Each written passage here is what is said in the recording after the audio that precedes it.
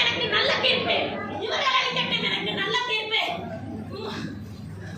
அண்ணே, மீனாட்சி தாயே, தாயே, தமிழ் மக்களே, தமிழ் மக்களே, நீங்கள் கூறுங்கள் எனக்கு நல்ல தீர்ப்பு, நீங்கள் கூறுங்கள் எனக்கு நல்ல தீர்ப்பு, நல்ல தீர்ப்பு.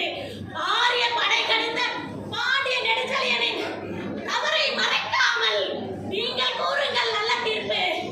அரசு கோப்பெரும் தேவி சிலம்பை என் கணவன் தேடினான் என்பது வழக்கு.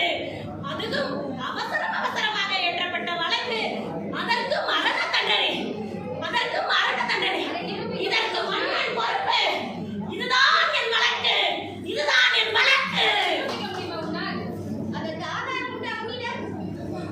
ஆதாரம் ஐயா, இவர்கள் குற்றம் சாட்டும் ஒரு சிலம்பை தான். அதை திருடிவிட்டான் என்று சொன்னார்களே, அது மற்றொரு சிலம்பை தான். இது மன்னவா, இது மன்னவா? அப்படி என்றால் என் தேவி அடைந்திருக்கும் சிலம்பு அதில் ஒன்று என்னுடையது. அதையும் பார்ப்போம். தேவி இப்படி கொடு. நன்றாக பார்.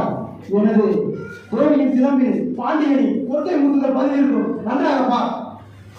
பார்த்தாயா? முத்துக்களை பார்த்தாயா? மற்றொன்று. தேவி மற்றொன்று இருக்கிறோம்.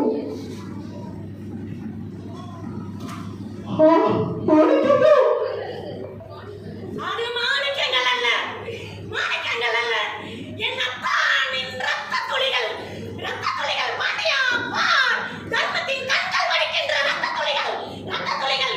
இன்னுமா உனக்கு சந்தேகம்? இன்னுமா உனக்கு மாட்டம்? இதோ இதை பார். மாணிக்கங்கள்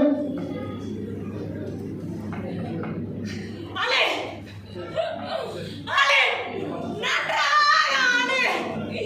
என்னை காலமெல்லாம் அளவைத்த பாவியே, நன்றாக ஆளே, நன்றாக ஆளே. என் கணவனை கண்ணிறைந்த மணாளனை வெட்டி துண்டாக்கினாயே.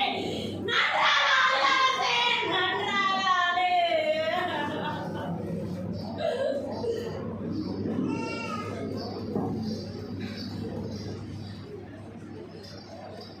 நீ தவறிய நான் எனக்கு இந்த சிறுமை தேவையில்லை, தேவையில்லை.